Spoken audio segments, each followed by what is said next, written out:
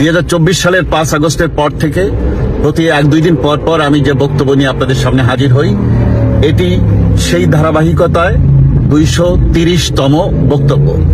আজ 17 সেপ্টেম্বর 2025। আপনারা দেখেছেন ফরিদপুরের ভাঙায়, ওই এলাকায় সাধারণ মানুষের মিছিলে কিভাবে রিয়াকশন হয়েছে।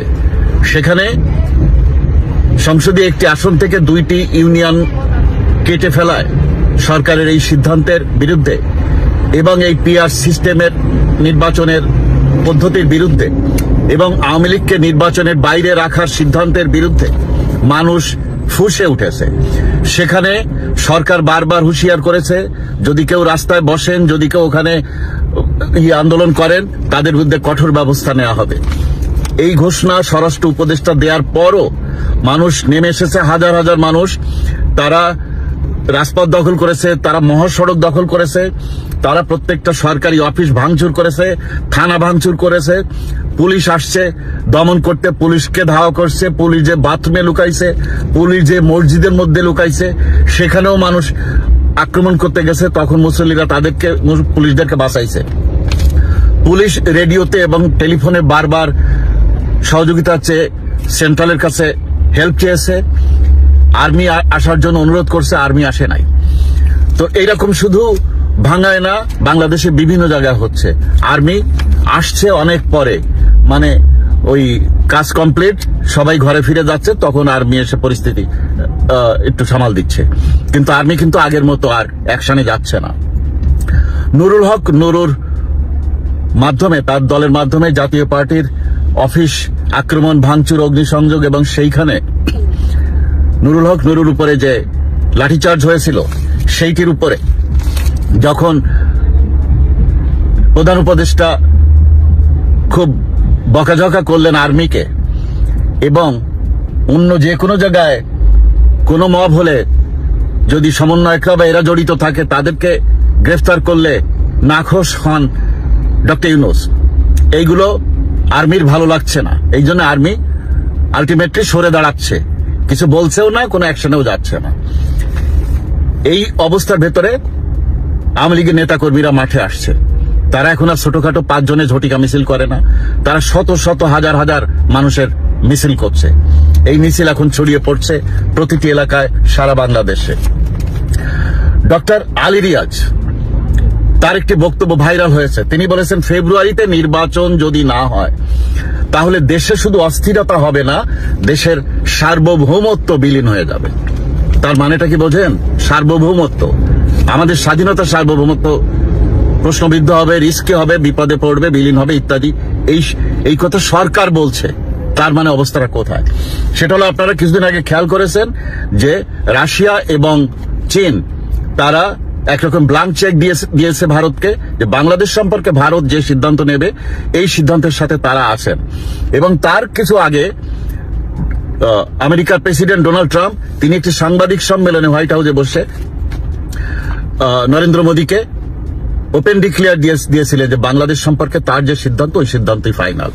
আলটিমেটলি কূটনীতিক ভাবে কিছু টুকটাক যুদ্ধ গেল ওই ট্যাক্স নিয়ে, ট্যারিফ ট্যাক্স নিয়ে, কিন্তু বাংলাদেশ সম্পর্কে এই মহাশক্তিগুলোর সিদ্ধান্ত এক, সেটা হলো ভারত যা সিদ্ধান্ত নেবে তাই।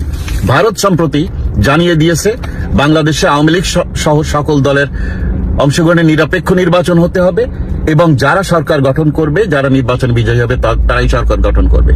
এর বাইরে অন্য কোনো সিদ্ধান্তের সাথে ভারত নেই।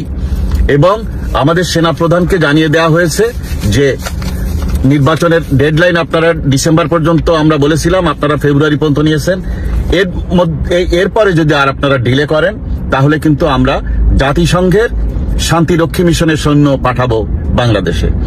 এবং আপনারা যে মব ভায়োলেন্স করছেন, আপনারা যে সংখ্যালঘু নির্যাতন করছেন, আপনারা যে সাধারণ মানুষের উপর অত্যাচার নিপীড়ন করছেন, এর সবগুলোই কিন্তু জাতিসংঘ অবজার্ভ করছে এবং জাতিসংঘ প্রস্তুত শান্তিরক্ষী মিশন পাঠানোর জন্য। এই কারণে ডক্টর আলী রিয়াজ এই কথা বলেছেন যে ফেব্রুয়ারিতে নির্বাচন না হলে দেশে শুধু আভ্যন্তরীণ অস্থিরতা হবে না, দেশের সার্বভৌমত্ব বিপদগ্রস্ত হবে। এইরকম অবস্থা যখন সেনাপ্রধান সব জানতে পারলেন, তিনি সম্প্রতি আমেরিকাও ঘুরে গেছেন। সবকিছু যখন জানতে পারলেন, সেনাবাহিনীর কয়েকজন অফিসার জাতিসংঘ এসে সম্প্রতি ঘুরে গেছেন, সব জানার পরে সেনাপ্রধান দেখা করেছেন প্রধান বিচারপতির সাথে। তিনি জানতে চেয়েছেন তত্ত্বাবধায়ক সরকারের মাধ্যমে অথবা কি সিস্টেমে নির্বাচন করলে গ্রহণযোগ্য হবে, সে আইনি বিষয়গুলো মিটিং হয়েছে। তিনি মিটিং করেছেন প্রধান উপদেষ্টা ডক্টর ইউনূসের সাথে। তার অবস্থান এবং জাতিসংঘের অবস্থান এবং আমাদের পার্শ্ববর্তী রাষ্ট্রসমূহের অবস্থান এবং বন্ধু রাষ্ট্রসমূহের অবস্থানগুলো জানিয়ে দিয়েছেন এবং এরপরে তিনি মহামান্য রাষ্ট্রপতিকে ব্রিফ করেছেন। এই অবস্থা। অতএব যে কোনোভাবে এই সরকারকে অনতিবিলম্বে ঘোষণা করতে হবে আওয়ামী লীগ সহ সকল দলের অংশগ্রহণে নির্বাচন অনুষ্ঠিত হবে। এটা যদি না করে তাহলে এই সরকারকে সরে দাঁড়াতে হবে খুব শীঘ্রই, এবং সেই সরে দাঁড়ানোটা এটা হতে পারে এই চলতি মাসের শেষ সপ্তাহে অথবা আগামী মাসের যে কোনো সময়। সবাই বলছে নতুন সরকার গঠন হবে অক্টোবর বা নভেম্বরে, আর সেই সময় নতুন সরকার গঠন হলে ফেব্রুয়ারিতে নির্বাচন হয়তো হবে না, নির্বাচন একটু পিছিয়ে যাবে, কারণ এদেরকে একটু গুছিয়ে নিতে সময় দিতে হবে। আপনারা দেখেন নেপালে যে পরিস্থিতি হলো, এই নেপালে কিন্তু এই ছাত্র জনতার আন্দোলনে সরকার পতন হলো। এরকম একটা অবস্থার ভেতরও নেপাল কিন্তু ঘুরে দাঁড়ালো। প্রধানমন্ত্রী দায়িত্ব গ্রহণের সাথে সাথে বললেন যে মার্চে নির্বাচন হবে, আমি ক্ষমতার স্বাদ গ্রহণ করতে আসেনি, এবং মাত্র 3 জন দিয়ে তারা সরকার গঠন করলেন এবং ঘোষণা করে দিলেন নির্বাচন মার্চে হবে, এবং ঘোষণা করলেন যারা সরকার পতনের পরে এইসব ভাঙচুর অগ্নিসংযোগ করছে তাদের সবাইকে আইনের আওতায় আনা হবে, এবং ছাত্ররাও ঘোষণা করলেন যে তারা 3 দিনের ভিতরে শিক্ষা প্রতিষ্ঠানে ফিরে যাচ্ছেন। তারা কোনো উপদেষ্টা হলেন না, তারা কোনো মবের ভিতরে গেলেন না, তারা কোনো সরকার গঠন করলেন না, তারা কোনো রাজনৈতিক দল গঠন করলেন না, তারা কোনো সচিবালয়ে যে অবস্থান নিয়ে ঘুষ বাণিজ্য তদবির বাণিজ্যটা করলেন না। তাদের আন্দোলন কিন্তু সফল হয়ে গেল। এই আর কিছুদিন যাক দেখবেন ওরা চিরদিন ইরানের মতো, ইরানের বিপ্লবীরা যেমন সবসময় সম্মানী রয়ে গেছে কারণ তাদের বিপ্লব সফল, নেপালের বিপ্লবও সফল হলো, এবং দেখবেন এই বিপ্লবীরা অত্যন্ত সম্মানিত হবে ভবিষ্যতে। বাংলাদেশ সেটা পারত, কিন্তু লোভ আর দুর্নীতি এদেরকে শেষ করে দিয়েছে। ডক্টর ইউনূসের মতো লোককে এরা প্রধান উপদেষ্টা বানিয়ে সবচেয়ে ভুল করেছে। ইউনূস সাহেব নিজে দুর্নীতি করেছেন, তার দুর্নীতির মামলাগুলো সব তিনি খারিজ করে দিয়েছেন। তার কাছে পাওনা রাষ্ট্রের 666 কোটি টাকা তিনি মওকুফ করে দিয়েছেন। তিনি ক্ষমতায় থেকে কোন রাষ্ট্রপ্রধান যা করেননি তা করেছেন। 14টি লাইসেন্স নিজের নামে করেছেন, ব্যবসায়িক লাইসেন্স, এবং অন্যান্য অনেক অপরাধ করেছেন, অর্থনৈতিক দুর্নীতি, যেগুলো আপনারা জানতে পেরেছেন। উনার ওই দুর্নীতিগুলো নিয়ে যেন প্রশ্ন না ওঠে তার জন্য উনি এই সমন্বয়কদেরকে দিয়ে দিয়েছেন গ্রিন সিগন্যাল, যাও মব করো, যা করো, সমস্যা নাই, তোমাদেরকে কেউ গ্রেফতার করবে না, তোমাদের কোনো বিচার হবে না, কেউ বিচার করবে না।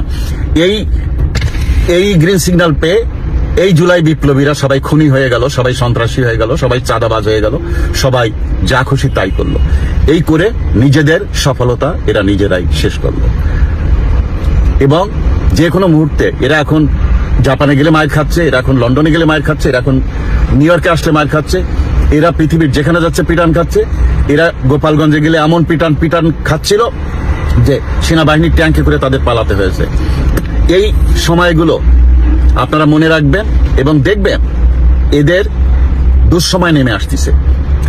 নির্বাচন ঘোষণা হোক, পরিস্থিতি একটু স্বাভাবিক হোক, ওরাও মাঠে আসুক, দেখবেন কি অবস্থা হয়, সাধারণ মানুষ এদেরকে কি করে। একটি সাজানো গুছানো দেশকে এরা ধ্বংসস্তূপ বানিয়ে ফেলেছে। এদেশের মানুষ এদেরকে ছাড়বে না। প্রিয় দেশবাসী, ৭১-এর সাথে থাকুন, মহান মুক্তিযুদ্ধের সাথে থাকুন। একটি সফল বাংলাদেশ গড়বার জন্য যে যেখানে আছেন সেখানে দাঁড়িয়ে কাজ করুন। জয় বাংলা, জয় বঙ্গবন্ধু।